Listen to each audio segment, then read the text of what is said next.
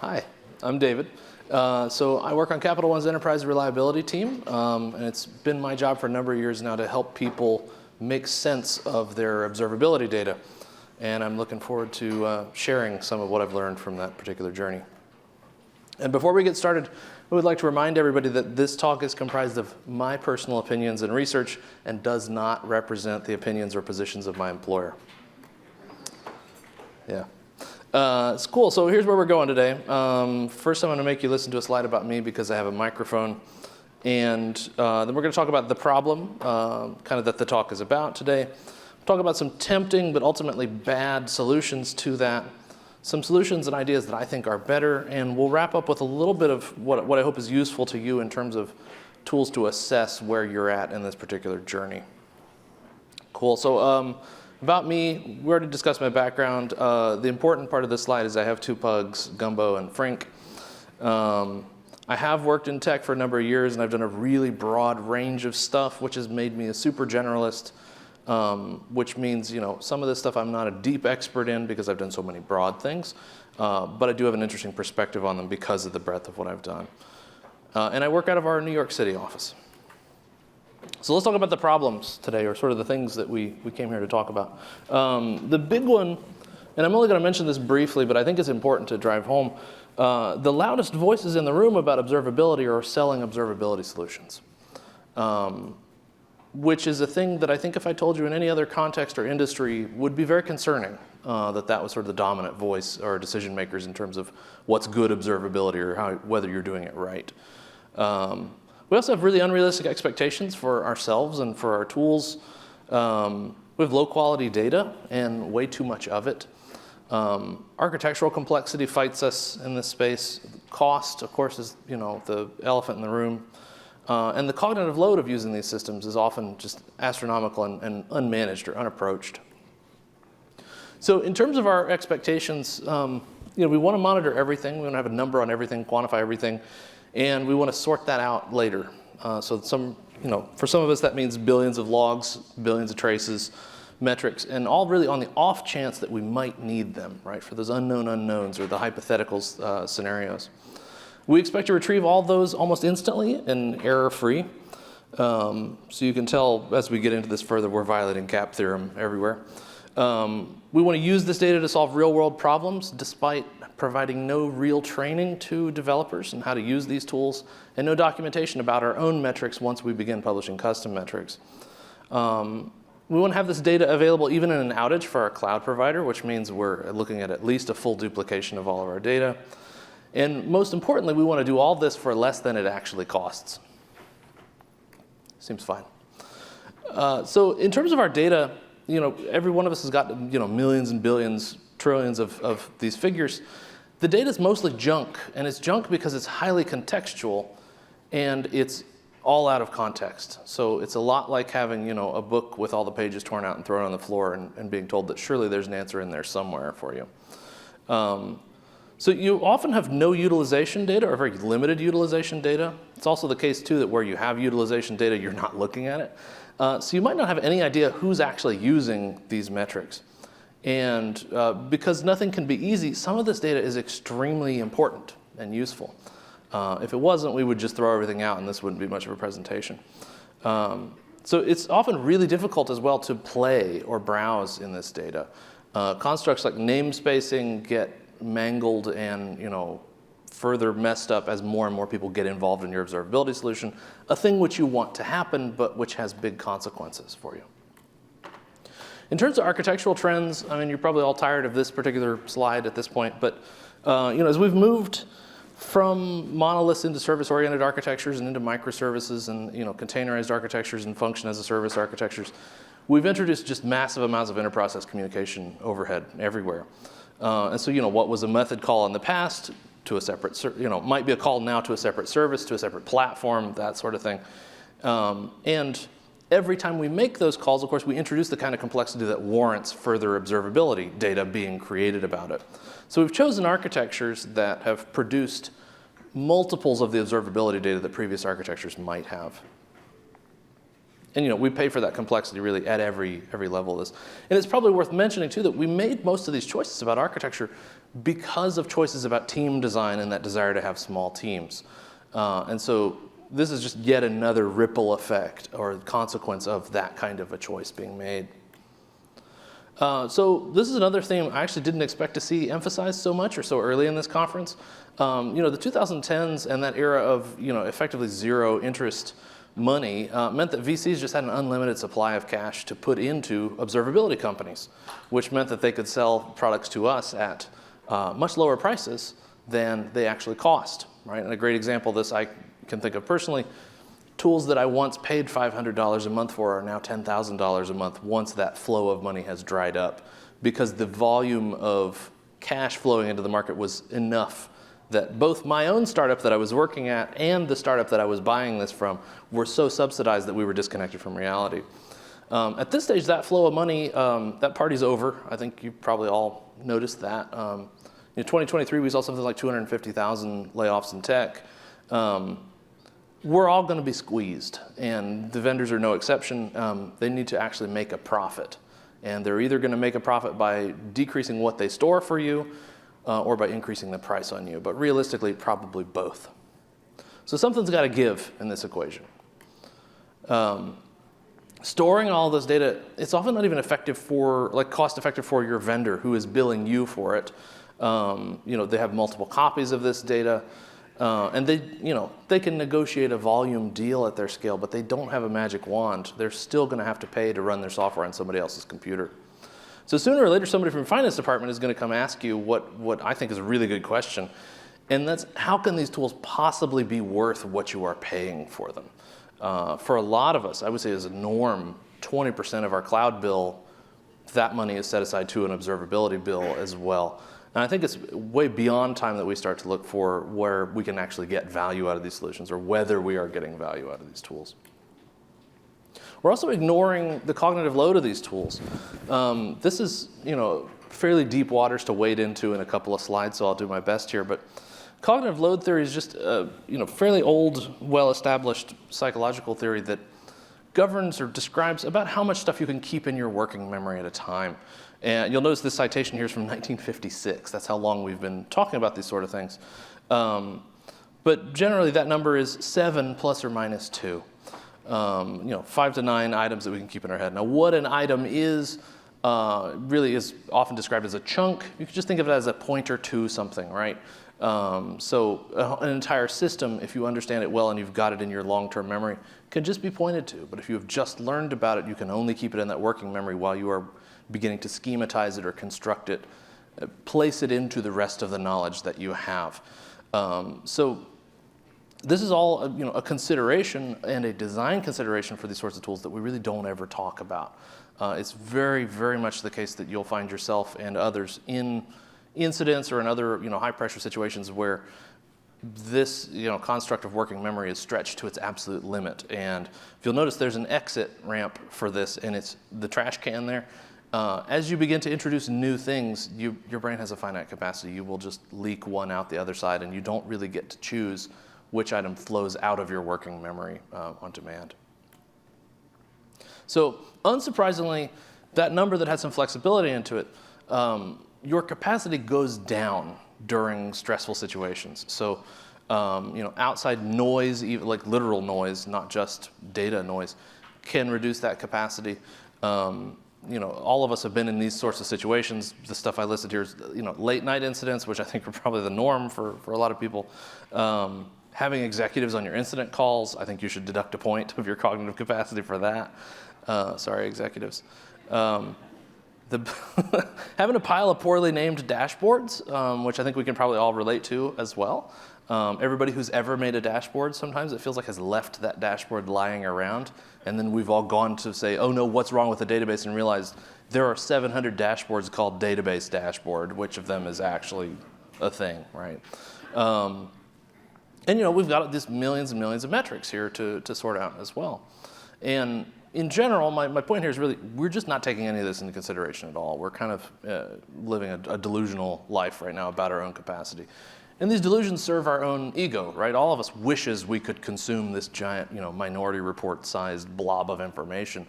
The reality is we just can't. That's not how brains are made. So let's talk about some kind of tempting dead ends, or paths to nowhere here that I see. You already have more data than you know what to do with, in a very literal sense. But because we've spent the last 10 years trying to monitor everything, it will be your immediate instinct to say we must not have enough data. Even though that is the point of this talk, some of you are thinking right now, I do not have enough data, I've got to get the right data or whatever. You probably have all the data that you need already. It just doesn't mean anything to you. The same vendors and tools that got you into this mess are going to sell you solutions to get out of it. Because why wouldn't they? They don't want you to have a bad experience with their tool either. And vendors, of course, are going to appeal to your ego because it's their job to sell stuff, and that's the best way to sell anybody something. They're going to convince you that you can process more information than you can process. And that's not that hard to do because during a sales call on a relaxed Wednesday afternoon while Chad is demoing this product to you, you're in a very relaxed state. You're not thinking critically about what you're consuming, and you're at a pretty high level of functioning, right? Maybe you've got Slack in the background or whatever, but you're chilling. That's a lot different than David at 2 a.m. when things have caught fire and I've realized I don't know what that thing meant. But it's not really possible to give somebody a demo in that state. So it's going to be really easy to sell you the idea that you pad your ego with the idea that you can process more information than that. AI and ML solutions, I think you've probably all looked at the output of this at this point and been told painfully obvious things. It's kind of reminiscent. One of my pugs I actually bought a DNA test for that told me he was a pug, and I thought, thanks. I don't know why I thought I would get a more interesting result for $80 than that. That's exactly how a lot of these tools feel. That surprise, when your front end went down, your back end traffic reduced. Yes, thank you. And all of us have these systems too, where one burp in a metric causes a corresponding burp in all of them. So it's not rocket science to say, wow, the line went up here, it went up other places. It's pretty rare for you to actually get handed something that is insightful and interesting. And it's also really tempting to look at this and think well, you know what, AI is just not far enough yet. Eventually it will understand my system for me, and I won't have to know anything. I could just ask it questions like a toddler. And that's not how this works. That's not how any of this works. Nobody's going to be able to understand these things for you. And really the understanding that you construct will be the one that is most valuable, not one that's told to you or anything else. So what are we going to do about this? I already mentioned we're all under cost pressure right now. We're all in cost-cutting mode. Tools or techniques, time spent on saving bills is probably going to be well received, but it's going to be well received for a reason. It's because the people above you are also being squeezed to extract cost savings. So we're all going to go through this period at the same time because these are really macro conditions that have driven it. But we're going to want to do that without losing what's important, without getting worse outcomes and incidents, and really with only limited advice from our vendors because of that obvious conflict of interest that I brought up. So there's really only one solution for you in this kind of situation, and that's to do that work of making sure that the people around you actually understand what this data means and can operationalize it. So let's talk about the hard work here of constructing meaning from the mountains of metrics and logs and traces that we've got. So I've used the words constructing and meaning there very deliberately, and I want to unpack that a little bit for you. So meaning in this context, what I intend to say here is that your team understands the consequences of a given metric. So when they see that something is down, like a line is down, they know that means using our application must look like this. And they may also, you hope to see them change their behavior based on that. So last week we had a release, and what we saw was that performance decreased. We should figure out why performance decreased and do a thing about it, right? Because they've connected that data to the reality for their customers, but also to the changes they've made, and they've schematized it kind of with the rest of the systems around them, with the rest of their own code base and that kind of thing. Context really is everything. If you remember in our sort of brief discussion earlier about chunking, if you cannot schematize this information or park it somewhere useful in your brain, you're very unlikely to be able to just access that in a usable way. So being able to put that data in context is vital here. And you also hope to see that your team is identifying problems with the data and also verifying that the problem has stopped with the data. And there's a big catch-22 here, right? And it's effectively that you can't expect anybody to engage with this data if it's not meaningful, but you can't expect the data to be meaningful if nobody engages with it. So that's the tailspin that you have to break out of. It's very easy to be a developer at a large enterprise. There's thousands of you and your app is kind of blah and you're not even sure what it does, and why would I look into the abyss of 10,000 poorly named metrics, right? I can just be over here and do the ticket, right? And so you want to break out of that tailspin. You want to get people actually engaged with the data and playing in it. And what I hope here is it becomes your job as an observability team or whatever to make that easier. So the term construction here, this is another very deliberate term. These are, again, very old cognitive psych terms.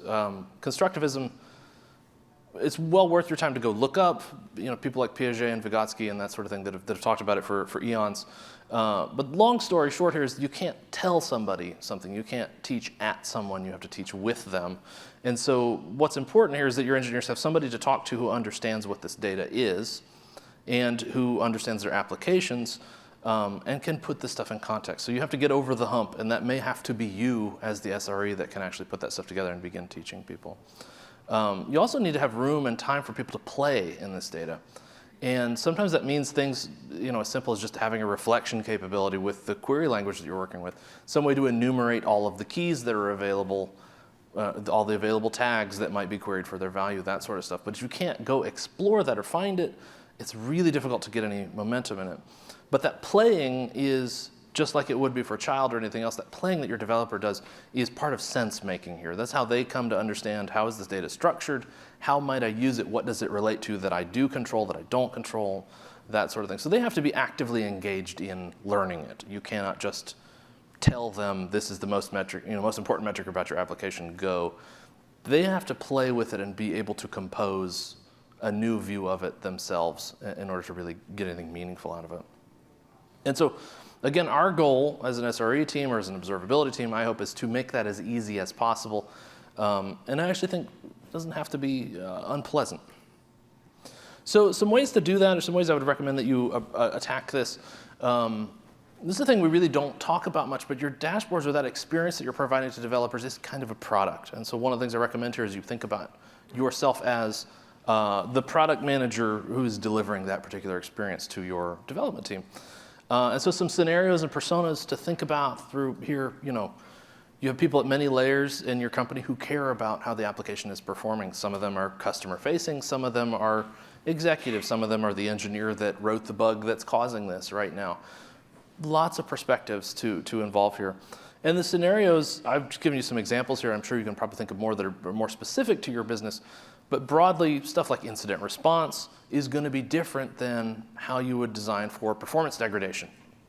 Performance degradation, of course, is a really nasty business to debug. Tends to be among the most complicated things that you dig into. But you don't want to subject people to that kind of information unless they actually need it. Because again, that cognitive load thing, we're just putting more in the bucket, which means more is going out. So our goal is to get people here with as much capacity remaining as possible. And then there's high-level status communication, and we'll talk a little bit more about kind of what I mean with that in this next section. So we'll talk about fighting that cognitive overload scenario that I was talking about, where you are quietly leaking things out of your brain because new things are being brought in too fast or in a way that's unstructured and not easy to assimilate into the rest of the information you have. So here's some general tips for you in how you approach this. You should think about a persona that you design a dashboard for. In this case, my favorite persona is a brand new developer with a migraine. But you can think about for yourself, maybe bad days you've had or whatever. The point here is just don't design for yourself on the day that you're feeling smart and relaxed and like, I should make a good dashboard today. Expect that even you, as the designer of that dashboard, might not be able to make any sense of it when you are paged late at night and have to actually engage with it, because your capacity is just going to be diminished. So aim low for the complexity that you build into a dashboard. It's always tempting to put too much in there that may work against you. You should also take advantage of things like the Markdown or Note widgets that your observability vendor can provide you or Grafana can provide you, and quickly describe what a metric means, or ask other people who have made a useful dashboard to add that note to it. This is a great way to sort of inline provide context and info to people about how to look at a metric, which is really valuable because their brain does not have to reach far from that metric to that note. They're not going all the way into Confluence and searching for it or whatever else.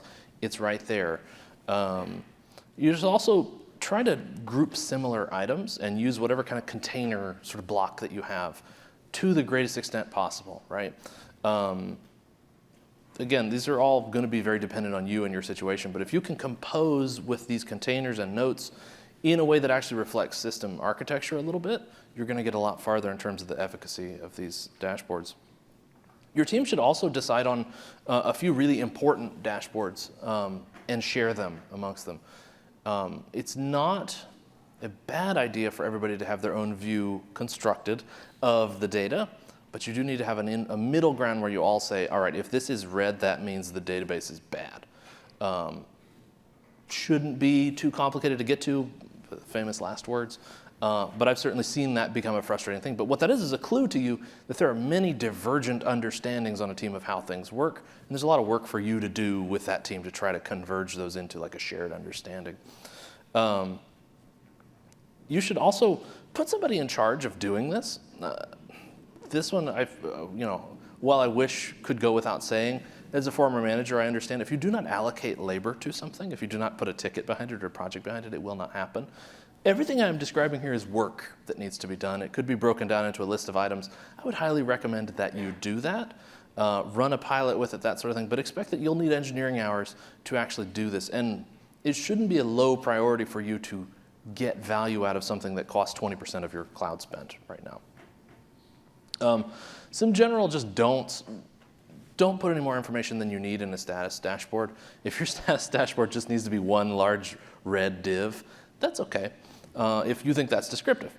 You should also try to avoid building a new dashboard every time you want to know something.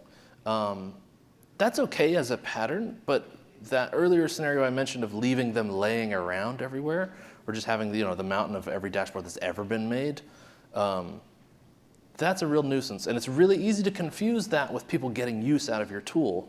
Sure, they're getting use out of your tool. It's not a bad thing. But if the result of that is debris everywhere, if that's how you're measuring things, you might need to think of a better way to measure it. Same with building a dashboard for every single incident. Again, that's a normal thing you would expect to happen as a course of an incident. That incident may not happen again, especially if you're doing a good job of these things. That may become the least likely accident for you to have again in the future. And so leaving those littered all over the place can further complicate things. So if you have any tools for foldering or for saving or anything else, use them. And this last one here is a little bit different than the others, but I think it's worth mentioning. Stop breaking Conway's law with your org structure. If you do that, you introduce tremendous cognitive load because now every time everybody looks at a metric, they have to understand this is related to that service, but I only own half of that service. So is it my half or is it somebody? So you've just multiplied every single person who looks at these tools now has double the cognitive load because they're also introducing that question every time they look around. So let's talk a little bit about status information and what I mean by that. So this is a really simple construct, but for whatever reason I don't see it discussed a lot, and that's the difference between status information and diagnostic information. So status information you can think about as your check engine light, right? None of us wants to see the OBD code while we are driving and try to remember that means our EGR valve is clogged. We just want to know that something's not good and we should pull over and look at that, right? Or when we get home, call somebody to look at it, right? So this should tell you some really simple things like how are things going right now? Is something wrong right now? And this is very low cognitive load information, which means you can provide a lot of it in a big red, yellow, green kind of dashboard. And this is closer to that single pane of glass fantasy that a lot of us have. That's actually doable if your single pane of glass is only doing status information. What becomes not feasible is when you start mixing in diagnostic information with that. So the goal of status information should really just be to lead you to diagnostic information. So diagnostic information tells you deeper things that require more cognitive capacity. So that's stuff like what's happening in my system. Why is something going wrong? When did it begin to go wrong? How wrong is it? That sort of stuff. That's really vital information, right? You don't want to provide more of that to somebody than they actually need in order to deal with something. So this is high cognitive load. Use it sparingly, but if you can point people to the right information with status info, you can do that, and that again guarantees that the person who gets to that incident or gets to troubleshooting has as much available cognitive capacity as possible when they get there. It's also really tempting. I think all of us remember when we first onboarded to this generation of observability tooling, we changed a config file, added a YAML thing somewhere to an agent, and suddenly lit up like thousands of metrics and said like, whoa, I'm doing observability. Like, this is incredible. Look at this, there's 10,000 metrics in here. And I don't know what any of them mean, but there's 10,000 metrics in here. This really easy to confuse that with doing work or with getting results out of these tools. Your goal isn't to put metrics in them. Your goal is to do something meaningful with them, right? So that's an example of doing a thing that is easy, but not that's actually important. And what's important for you to do is instrumenting in plain English the simple actions that your customers take, right? So if you're an e-commerce site and people are adding things to a cart, having a metric that is clearly named or clearly indicates the success rate of adding things to a cart is very valuable. That's a thing that you should be doing very early in your process as a high priority. Even though there's going to be one-liners that you can add somewhere to get a bonus 1,000 metrics, don't do anything until you've got that kind of foundational stuff in place.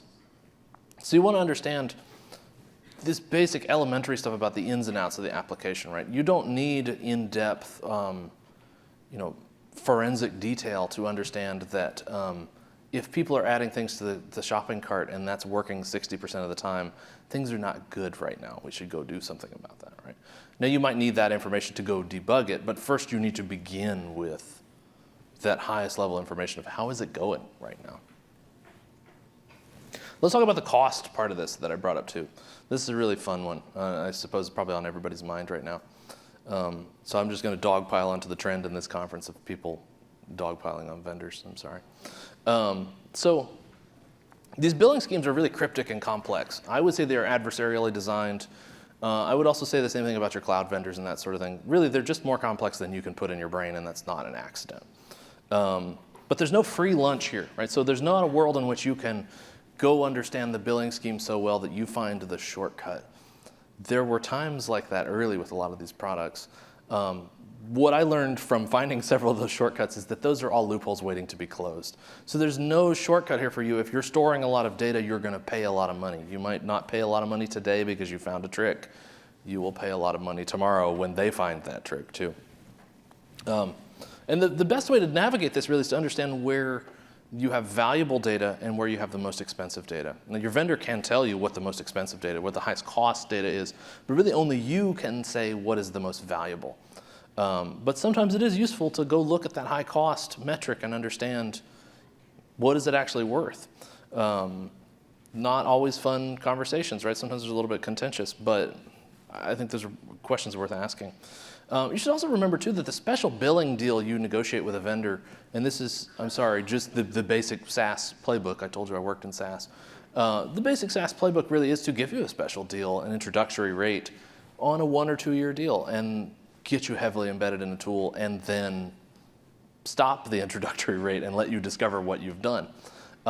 You should understand that billing scheme whether you are subject to that standard billing scheme or not, at least enough to prevent yourself from going down a really dark path of, making choices around what's really valuable to you, but suddenly is, turns out it's extremely high cost or maybe not feasible to you once you actually have the real billing model in place. It's really worth your time, though, to spend time with the bill. Again, this is one that takes engineering resources assigned to it and one that I really firmly believe will pay for itself.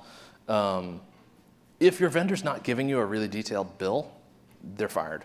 It's way past the time that vendors should be able to do that. So they should be able to tell you in excruciating detail which of my choices were the most expensive ones.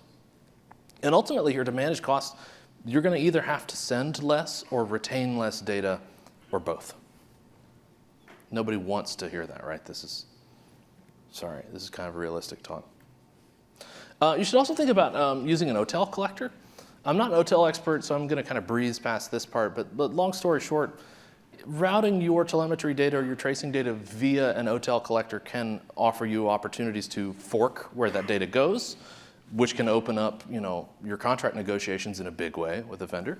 But it can also help you strip off high cardinality things that maybe somebody else has added for you, or somebody else has accidentally added and can't possibly be bothered to remove, right? But it can allow you to stop that fire hose of cache.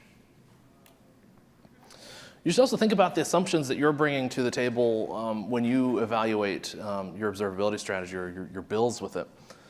The big one to ask yourself is, do I really have to have this problem? Or have I borrowed a problem because it's much more interesting than my problem?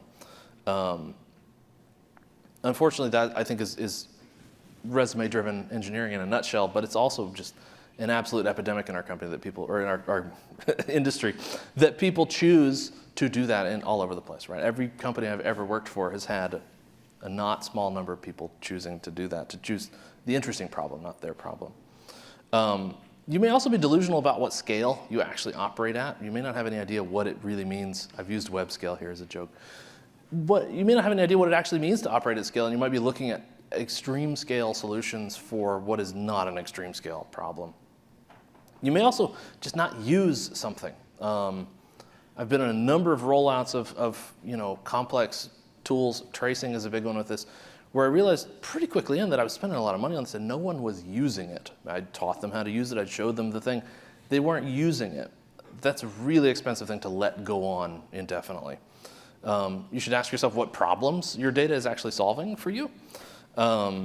If I didn't know these things that I'm looking at right now, how would my actions be different? Not my understanding, not my thinking, but like how would I behave differently is a good, difficult question, I think, to ask your team. And also you should ask yourself if you can use this data in a less convenient way. That convenience costs you a ton. If you remember early, that expectation we had of instant and error-free access, it may be the case that your data can simply be in S3 and you can query it with Athena in case you need it. Not all data is warranted for like a hot storage kind of solution, and you can find cheaper ways to do it. And the big one here, again, is to ask yourself whether you're harboring these illusions or delusions about yourself because they pad your ego. You feel smarter when you do the extreme scale thing, but you maybe don't have the extreme scale problem. You just wish you did. So how do you know if any of this is working? Any of this advice has gotten you anywhere?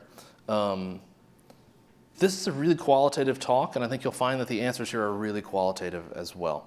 That doesn't mean you can't put some sort of quantity behind that, or you couldn't, implement these things as a broader survey. It just means that ultimately something like understanding is notoriously difficult to quantify.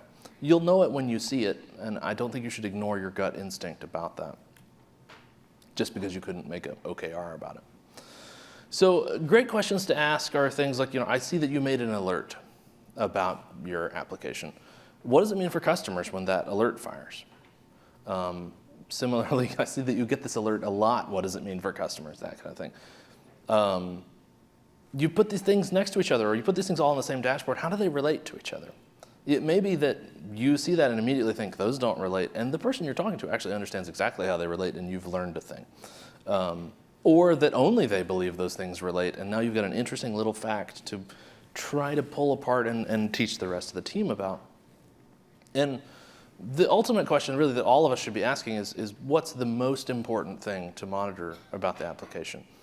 Not all of them, not 5 or whatever, just pick one, pick 2. What are those most important things, and do you constantly have a beat on those? Are we doing a good job of those things? And you should always ask lots of people these questions and see what their answers are. As a side note, I did recently take my nephew, I live in New York City, to Museum of Natural History and watched him do exactly that with geode formation. I think he was 10 at the time. Walk around and ask everybody, how are these things made, and compare all the answers. So I guess kids are listening, whether you realize it or not. You should also look at behaviors here. These are a great clue. Postmortems are a real gold mine for this sort of stuff. Do you see in your postmortems that data was used to make a decision? Was it used to make a decision that this is an incident, or this is no longer an incident, that sort of thing? And similarly, was it the same data or similar data used at the end of the incident to validate that you're no longer in an incident? Or did we just, throughout the course of an incident, pick a different metric because we liked the way it looked and we were tired and this had been going on a long time? So some anti-patterns here to be aware of. I'm sure none of you have ever seen any of these, and so this is just silly formality that I'll mention here. But if anybody on your incident call says, I tried this, it seems like we're fine now. You should ask yourself, well, if Chad can do that, is there a reason I'm paying $1 million a year for logs? Like, well, you should just have Chad use his phone more often, right? And another similar pattern kind of on the other side is incidents being declared because an executive tried to do something and it didn't work. Now, in this case, the executive salary might actually be more than those logs cost. But you should still ask yourself, like, why am I collecting all this data if I'm still willing to pull the lever and run the whole incident management process because, John in accounting is CFO and he's really important and he said it didn't work when he tried to add a thing to the cart. These are things that if the teams responding to that had a great fluency with the data and understood its relevance or its meaning, they could quickly say, well, John, it looks like you're the only one. We'll take a look at your phone for you or something, turn it off and on for you, but like this isn't an incident. You should be able to do that, right? You're paying millions of dollars a year for this data. You should be able to do that, and yet all of us can think of times when we've seen us, globally, just ignore that data. It's pretty expensive data to ignore. You should also take a look at your bill and kind of what's happening here. If it continues to kind of cluelessly stumble higher, I use the term stumble here because I've personally have had numerous incidents where little thing like putting a GUID in a tag caused a cardinality explosion and 10x to my bill in 1 month. Are you still having those things, or are the people on your team beginning to understand that's not how we use tags here, or we're not going to log debug level in production, that's too expensive, that sort of thing? And you should also be thinking back to that question of sort of the cost and the value of the data that you're storing and whether or not you feel like those are getting closer to alignment. And alignment looks like discovering that your most expensive metric is kind of a nice to have. And maybe that's not where we want to spend the money in an environment where we just had layoffs or that kind of thing. Obviously, you should ask yourself whether you understand this data or the bill itself, because you should. If you're the person who's reading the bill, it probably is your job. If you're wondering whose job that is, you're looking at the bill, it's probably your job. And the big one here again is just, do people doing these expensive things know that they did an expensive thing? Have you got a good playbook that they expect, like, oh God, David's at my desk again, I must have done a thing?